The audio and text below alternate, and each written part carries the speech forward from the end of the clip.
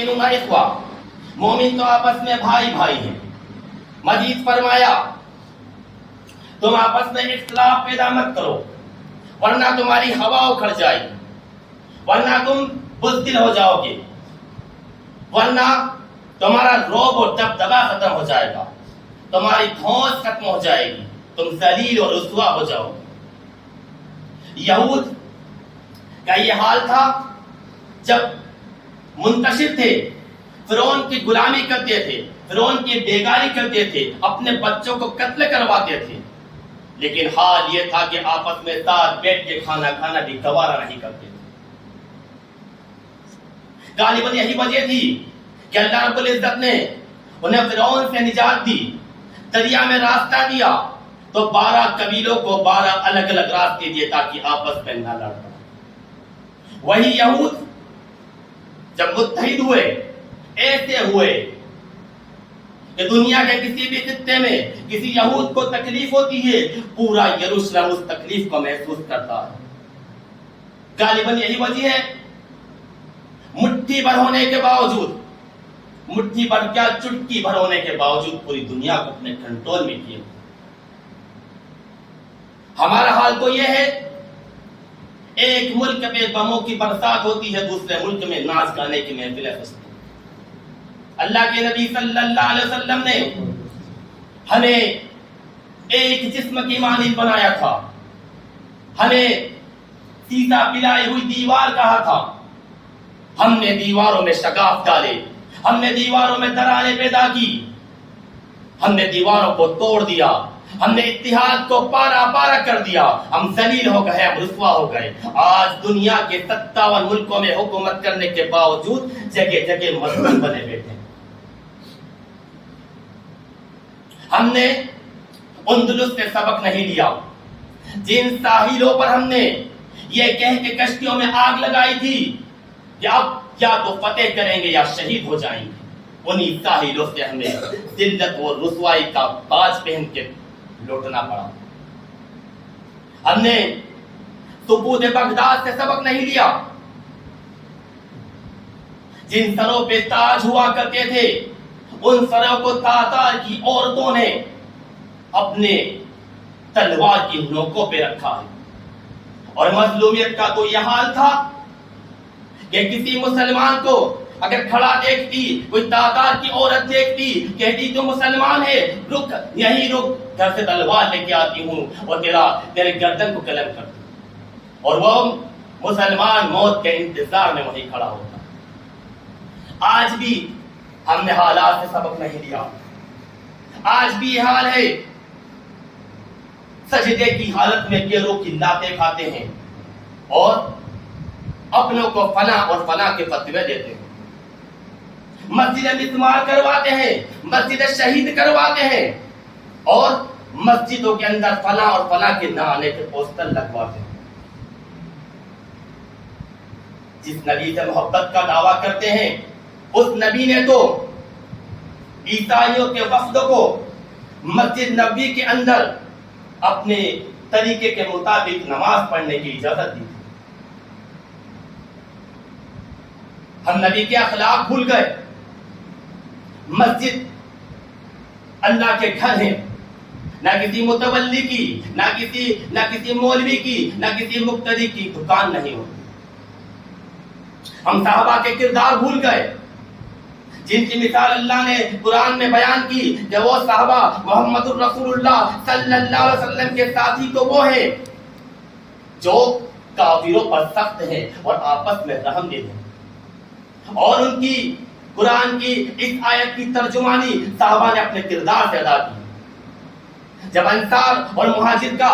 بھائی چارہ قائم کیا گیا تو انصار اپنا پورا مال و متاع لے کے مہاجروں کے سامنے حاضر ہو گئے کہ یہ ہمارا مال ہے، اس میں آدھا کرو، آدھا تمہارا آدھا ہمارا۔ حتیٰ کہ ایک صحابی رسول، ایک انصاری صحابی تو کہتے ہیں اپنے مہاجر بھائی سے کہ میری 2 بیوی ہیں، تم دونوں کو دیکھ لو، کسی ایک کو پسند کر لو، میں اسے طلاق دیتا ہوں، عدت گزارنے کے بعد میں تم سے نکاح کروں۔ اور جب سختی کا عالم آیا تو اسلام اور کفر کی پہلی جنگ برپا ہوئی، تو بھائی بھائی سے بڑھ گیا، باپ بیٹے سے بڑھ گیا، چچا بھتیجے سے بڑھ گیا۔ اسلام لانے کے بعد ابو بکر صدیق رضی اللہ عنہ کے بیٹے فرماتے ہیں، ابو بکر سے فرماتے ہیں، اے ابو جان، بدر والے دن تم میری تلوار کی زد میں تھے، لیکن میں نے باپ ہونے کے ناطے تمہیں چھوڑ دیا۔ ابو بکر فرماتے ہیں، اے بیٹے، اللہ کی قسم، اگر تم میری تلوار کی زد میں آتا میں تجھے ہرگز نہیں چھوڑتا۔ جب بدر کے قیدیوں کا معاملے میں مشورہ کیا جاتا ہے، حضرت عمر فاروق رضی اللہ عنہ کھڑے ہوتے ہیں، کہتے ہیں یا رسول اللہ، میرا مشورہ تو یہ ہے، میرا کہنا تو یہ ہے کہ مجھے میرا فلاں رشتہ دار دیا جائے، ابو بکر کو اس کا فلاں رشتہ دار دیا جائے، عثمان کو ان کا رشتہ دیا جائے، فلاں کو فلاں رشتہ دار دیا جائے، اور اپنے ہاتھوں سے انہیں قتل کرے، تاکہ دنیا پہ ثابت ہو جائے کہ اسلام کے اندر، اسلام میں بھائی چارہ صرف ایمان کی بنیاد پہ ہوتا ہے۔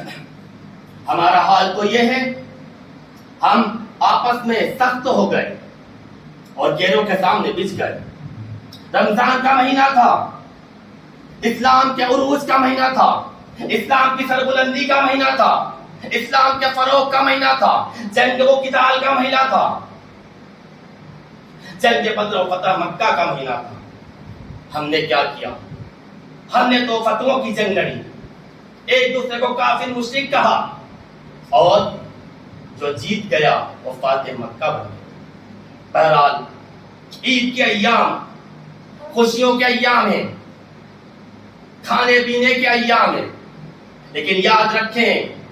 وہ فلسطین کی مائیں، وہ فلسطین کی بہنیں، وہ فلسطین کے بچے جن کے پیٹ پر پتھر بندھے ہیں، جو گھاس کھا کے روزہ کھولا جنہوں نے، اگر ان کی حالات پر دیکھ کر ہمارا دل نہیں ہلے تو یقین میں اپنے ایمان کو کھو چکے ہیں۔ ہم اپنے ایمان کا جائزہ لیں۔ ایک صاحب کہتے ہیں، میں پچھلے سال تک خوب کھاتا تھا، لیکن اس سال غزہ کے بچوں کی بھوک نے میرے کھانے کو مختصر کر دیا۔ ایک مسجد کے ذمہ دار ہیں، مسجد کے لیے قالین لے کے آتے ہیں، قالین کے نیچے فوم بچھاتے ہیں، اس فوم کو بڑے سلیقے سے کاٹتے ہوتے ہیں تاکہ قالین کو موٹا کیا جائے، تاکہ قالین کو گدا بنا دیا جائے، تاکہ سجدے میں پیشانی پر چبھن نہ ہو، تاکہ سجدے میں گھٹنوں کو آرام مل جائے اور مکمل آرام سے نماز پڑھے۔ حالانکہ محمد الرسول اللہ صلی اللہ علیہ وسلم جب سجدے سے سر اٹھاتے تھے تو آپ کی پیشانی میں مٹی لگی ہوا کرتی تھی۔ محمد الرسول اللہ صلی اللہ علیہ وسلم جب بستر سے اٹھتے تھے تو آپ کے جسم پہ ڈانٹ کے نشان ہوا کرتے تھے۔ ایک صاحب کے آفس میں گیا، اچھی کرسیوں کو نظر انداز کر کے ایک لکڑی کی کرسی پہ بیٹھ کے کام کر رہے ہوتے ہیں۔ مجھے تعجب ہوا، کہنے لگے میں لکڑی کی کرسی پہ اس لیے بیٹھا ہوں تاکہ مجھے اس پہ آرام نہیں ملے اور مجھے نیند نہیں آئے، تاکہ چاق و چوبند رہ کے کام کر سکیں۔ ہمارے لیے چاق و چوبند رہ کے سب سے بہتر کام کرنے کی چیز نماز تھی۔ ہمیں نماز میں بیڈ روم سے زیادہ آرام چاہیے۔ افسوس، ان قالینوں نے ہمارے سجدوں کے نشان چھین لیے۔ بہرحال ان صاحب کے سامنے ایک بھائی جاتے ہیں، موبائل میں ایک ویڈیو دکھاتے ہیں، غزہ کی تراویح کی ویڈیو دکھاتے ہیں، کہاں کے قالین، کہاں کے مصلے، کھنڈروں میں نماز ہو رہی ہے، چند ٹوٹی پھوٹی لائٹیں لگی ہیں، امام صاحب کے ہاتھ میں ایک چھوٹا سا مائک ہے اور وہ خشوع اور خضوع سے نماز ادا کر رہے ہیں۔ وہ صاحب اس ویڈیو کو دیکھ کے پوٹ پوٹ کے روتے ہیں، کہتے ہیں کہ میرے بچے بہت لمبا دسترخوان سجاتے ہیں اور کئی طرح کی افطاری لے کے آتے ہیں، لیکن میں تھوڑا سا کھا کے بھوکا اٹھ جاتا ہوں تاکہ غزہ کے بچوں کی بھوک میں شامل ہو سکوں۔ ایک خاتون اپنے اہل و عیال کو جمع کرتی ہے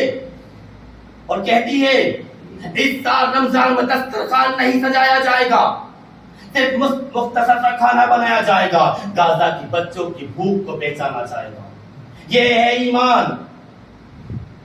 امت کا درد نہیں تو سجدے کسی کام کے نہیں۔ امت کا درد نبی سکھلا کے گئے ہیں، نبی ہمیں ایک جسم کے مانند بتلا کے گئے ہیں۔ میں خیمے میں بیٹھا ہوتا ہوں، مولانا کا بچہ آتا ہے، کہتا ہے امی نے پوچھوایا ہے کیا بات ہے، سحری میں کھانا بہت بچ کے آ رہا ہے، آخر کیا چیز، کیا جو پسند آئے وہ بتا دو تاکہ پیٹ بھر کے کھانا کھا لو۔ اللہ اس بہن کو سلامت رکھے، اسے اتنی فکر ہے، لیکن میری فکر تو کہیں اور جا کے لگی ہوئی تھی۔ ویسے بھی سحری میں برکت ہے، نبی کا فرمان ہے سحری میں برکت ہے، تو برکت تو چند نوالن ہوتی ہے، پیٹ بھرنے میں برکت نہیں، بدہضمی ہوتی ہے۔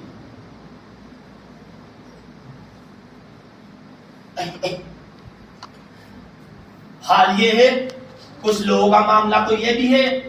جو امت کی فکر کر رہا ہے اسی پہ طنز کرنے لگے۔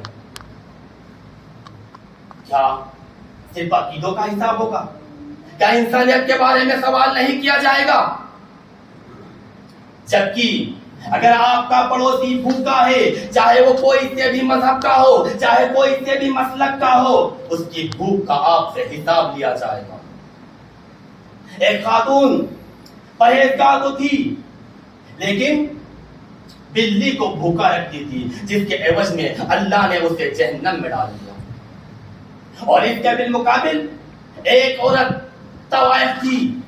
فاحشہ تھی، زانیہ تھی، لیکن کتے کو پانی پلانے کے عوض میں اللہ نے اس کو جنت کا حقدار بنا دیا۔ یہاں جنت و جہنم کے فیصلے جانوروں کی بھوک پہ ہو رہے ہیں، ہمیں ویسے ہی چھوڑ دیا جائے گا؟ کیوں ہمارے سامنے وہ درس نہیں دیے جاتے؟ بھوک پیاس کو برداشت کرنے والے درس کیوں نہیں دی جاتے؟ کیوں ہمیں حنین کی اور طائف کی مثالیں نہیں دی جاتی؟ کیوں ہمارے سامنے دسترخوان کو وسیع کیا جاتا ہے؟ رمضان کے مہینہ سیام، اللہ نے روزے کو سیام کہا ہے، اور سیام عربی میں اس جنگی گھوڑے کو بولا جاتا تھا جسے بھوکا پیاسا رکھ کر جنگ کے لیے تیار کیا جاتا تھا۔ رمضان کے اندر تو ہماری کھانے کی مقدار بڑھ گئی، رمضان کے اندر تو ہمارے دسترخوان کے قد بڑھ گئے۔ یاد رکھیں محمد رسول اللہ صلی اللہ علیہ وسلم کا فرمان ہے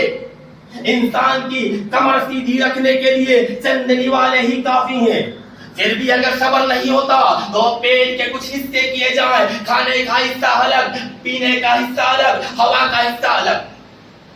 اور جس نے نبی کی ان سنتوں کو فالو کیا، جس نے نبی کی ان سنت پہ عمل کیا اور کھانے پینے سے بے رغبتی کا اعلان کیا، وہ دنیا کی سپر پاور کی کمر توڑ کے فاتح بن گئے، اور جو کھانے پینے پہ گر گئے اور دنیا کی نظر میں ہی گر گئے۔ حال تو یہ ہے اگر ہم کسی غیر مسلک، کسی غیر منہجی شخص کے کسی اچھے کام کی تعریف کر دیں تو ہمارے منہج پہ انگلی اٹھ جائیں گی، ہمارے عقیدے پہ انگلی اٹھ جائے گی۔ حالانکہ محمد رسول اللہ صلی اللہ علیہ وسلم عبداللہ بن جدعان کے سخاوت والے کام اور قیدیوں کو چھڑانے والے عمل کی خوب تعریف کیا کرتے تھے،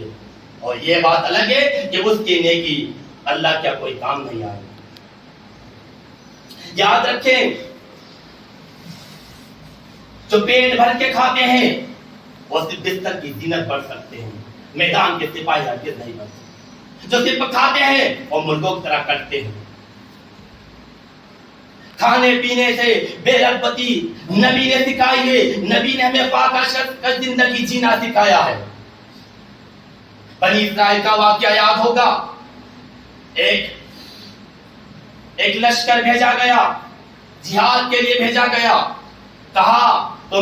تمہاری ایک نہر سے آزمائش کی جائے گی، اس نہر کا پانی مت پینا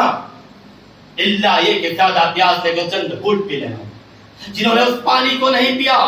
وہ کامیاب ہو گئے، اور جو پانی پی لیا وہ نڈھال ہو گئے، کہنے لگے ہم میں تو طاقت نہیں کہ ہم آج لڑ سکیں۔ یاد رکھیں نبی صلی اللہ علیہ وسلم نے فرمایا تمہاری آزمائش بھی پانی سے ہوگی۔ دجال آئے گا، گوشت کے پہاڑ لائے گا، ٹھنڈا پانی لے کے آئے گا، نبی کا فرمان ہے اس کا پانی مت پینا، اس کی آگ میں کود جانا۔ اس کے پانی سے بچنے کے لیے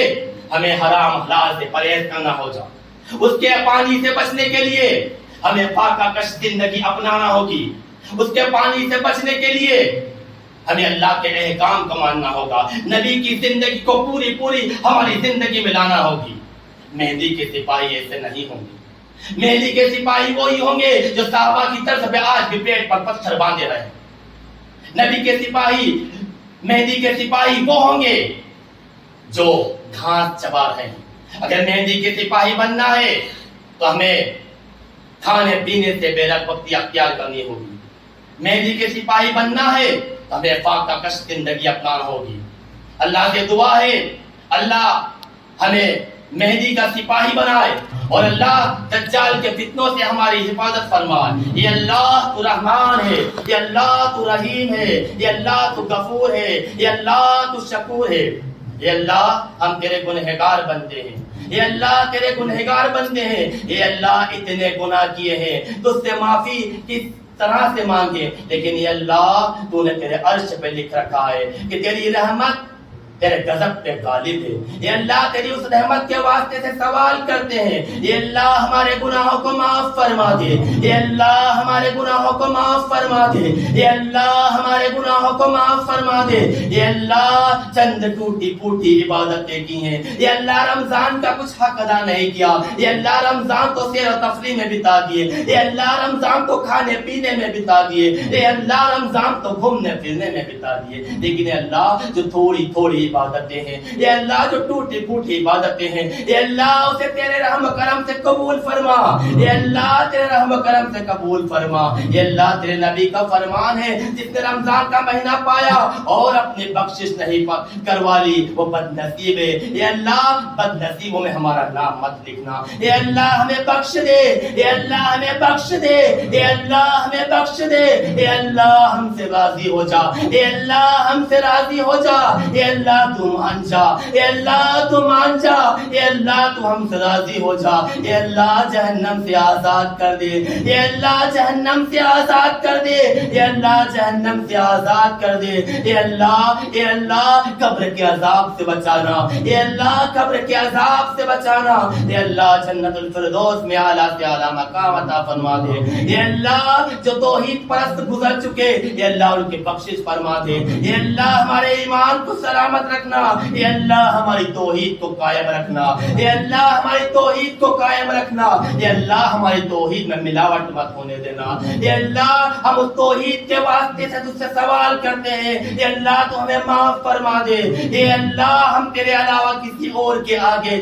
در نہیں پھیلاتے، اے اللہ ہم صرف تجھ سے مانگتے ہیں کیونکہ تیرے علاوہ کوئی دینے والا نہیں، تیرے علاوہ دعا کا قبول کرنے والا کوئی نہیں، اے اللہ تو ہی حاجت روا ہے، اے اللہ تو ہی مشکل کشا ہے، اے اللہ تیرے علاوہ سب جتنے بھی دنیا کے خدا بنے ہوئے سب باطل ہیں، اے اللہ تو ہی حق ہے، تو ہی عرش کا مالک ہے، تو ہی کائنات کا مالک ہے، تو ہی ذرے ذرے کا مالک ہے، تو ہی موت و زندگی کا مالک ہے، اے اللہ ہم پہ رحم فرما دے، اے اللہ ہم پہ رحم فرما دے، اے اللہ ہم پہ رحم فرما دے، اے اللہ جو مسلمان پریشان ہیں ان کی پریشانیوں کو دور فرما، یہ اللہ جو قرض میں ڈوبے ہیں ان کی قرض کی ادائیگی کا اسباب پیدا فرما، یہ اللہ جو بیمار ہیں انہیں تندرستی دے، یہ اللہ جو بیمار ہیں انہیں تندرستی دے، یہ اللہ جو بے نمازی ہیں انہیں نمازی بنا دے، یہ اللہ جو بددین ہیں انہیں دیندار بنا دے، یہ اللہ دنیا کے جس بھی خطے میں مسلمانوں پہ ظلم ستم ہو رہا ہے یہ اللہ تو مسلمانوں کی مدد فرما، یہ اللہ تو مسلمانوں کی جان مان عزت آبرو ایمان کی حفاظت فرما، یہ اللہ